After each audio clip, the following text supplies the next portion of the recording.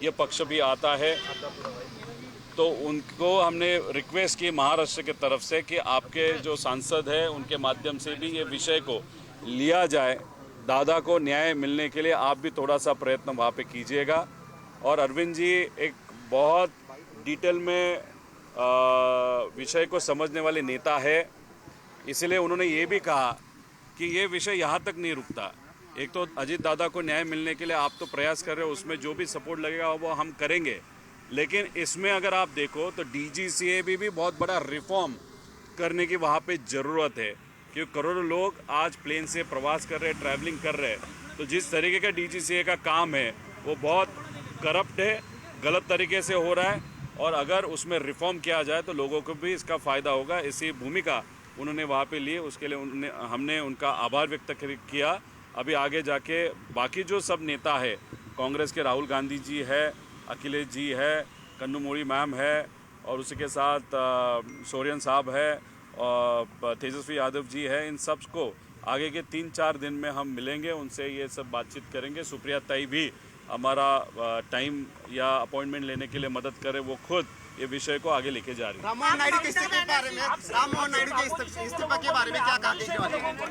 राममोहन नायडू के इस्तीफे के बारे में क्या कहा? देखो, उनको हमने बताया कि टीडीपी ये जो पक्ष है, उनके जो प्रमुख है चंद्रबाबू नायडू साहब,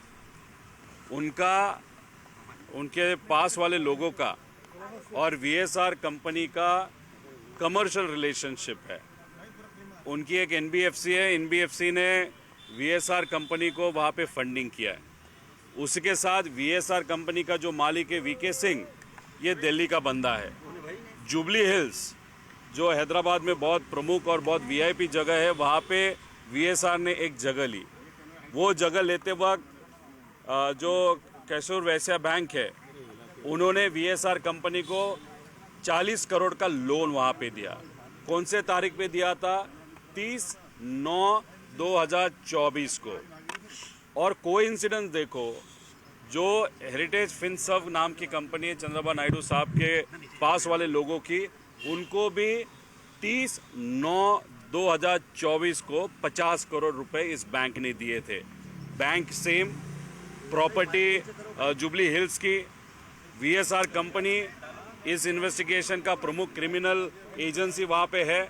उसी के साथ टीडीपी जो मंत्री, एविएशन मंत्री देश के, उस पार्टी के है, इसलिए उनका रेजिग्नेशन होना चाहिए, वो मांग की जानी चाहिए। ऐसी विनती मैंने केजरीवाल साहब को वहाँ पे की। उन्होंने भी बोला इतना बड़ा कोइंसिडेंस, और अगर किसी व्यक्ति का व्यक्तिगत और कमर्शियल रिलेशनशिप एक क्रिमिनल इन्वेस्टिगेशन में क्रिमिनल एजेंसी जो है उसके साथ होगा, तो डेफिनेटली वहाँ पे उस पद पे उस व्यक्ति को अगर रखा जाए तो ट्रांसपेरेंटली इन्वेस्टिगेशन नहीं होगा। ऐसी भूमिका केजरीवाल साहब की भी है। 100% उनके ऑफिस से हमारा संपर्क हुआ है, लेकिन अभी कोलकाता में एसआईआर का विषय है, तो उन्होंने बोला है कि 9 तारीख के बाद जब भी उनको टाइम रहेगा वो हमको बुलाएगी, हम जाएंगे। ममता दीदी को भी हम मिलेंगे। 9 या 10 तारीख को शायद उनके साथ मीटिंग होगा। ममता दीदी का भी 9 या 10 तारीख को मीटिंग होगा, उनको भी ये इन्फॉर्मेशन हम देने वाले हैं।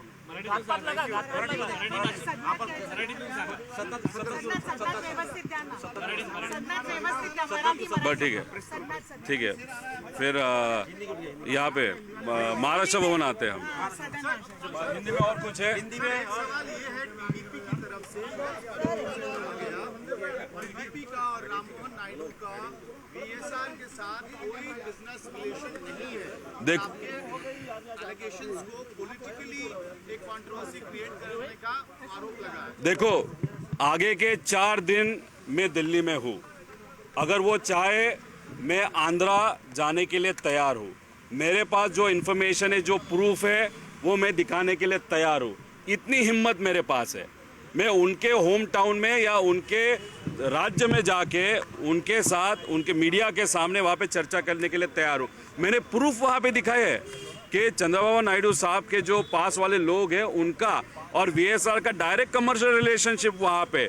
जुबली हिल्स में जो प्रॉपर्टी लिया गया उसके लिए जो वीएसआर को फंड किया, कौन से बैंक ने किया, और उसी दिन उसी वक्त उसी बैंक ने चंद्रबाबा नायडू की जो नज़दीक वाले लोगों की जो हेरिटेज फिनसर्व नाम की कंपनी है, उसी दिन उनको वहाँ पे फंडिंग हुआ। इतना कोइंसिडेंस, जुबली हिल्स भी वो, वीएसआर भी वो, बैंक भी सेम दोनों तरफ। तो ये सब प्रूफ मेरे पास है। तो मैं तो तैयार हूँ डिस्कशन करने के लिए आमने सामने। अगर रामभाऊ नायडू जो है उनको चाहिए तो उनके ऑफिस में आके ये सब विषय हम बताएंगे। देखो, हम खुल्लम खुल्ला विद इंफॉर्मेशन विद प्रूफ वहाँ पे बात कर रहे हैं, लेकिन वो जब बात करते हैं सोर्सेस के थ्रू बात करते हैं। अगर उनके पास मैं जो बोल रहा हूँ उसके खिलाफ अगर कुछ सबूत है तो सामने आओ, लेकिन वो सामने तो आना नहीं चाहते, मीडिया के सामने बात नहीं करना चाहते, लेकिन सोर्सेज के थ्रू वहाँ पे बात कर रहे हैं। उससे ही पता चलता है कि वो डरे वाले लोग हैं।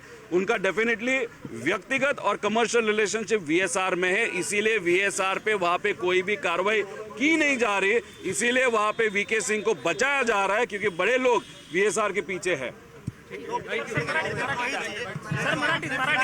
फाइनेंशियल जो बात की है उसका और अजीत दादा के फ्लाइट का एक्सीडेंट क्या उसमें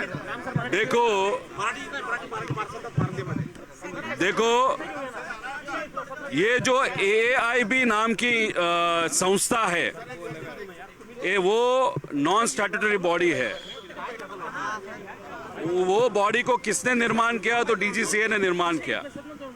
DGCA और AAIB ये जो इन्वेस्टिगेशन बॉडी है एयरलाइंस की, वो किसको रिपोर्ट करते हैं? एविएशन मंत्रालय को रिपोर्ट करती है। एविएशन मंत्रालय में कौन बैठा है? तो TDP का नेता वहाँ पे बैठा है। अभी TDP का नेता, उसका जो नेता है चंद्रबाबू नायडू, उनका और VSR का डायरेक्ट रिलेशनशिप है, वो तो हमने प्रूफ किया है। अगर इन्वेस्टिगेशन एजेंसी पे जिस मंत्री का कंट्रोल है उसका ही financial and personal relationship VSR के ऊपर होगा, तो हम कैसे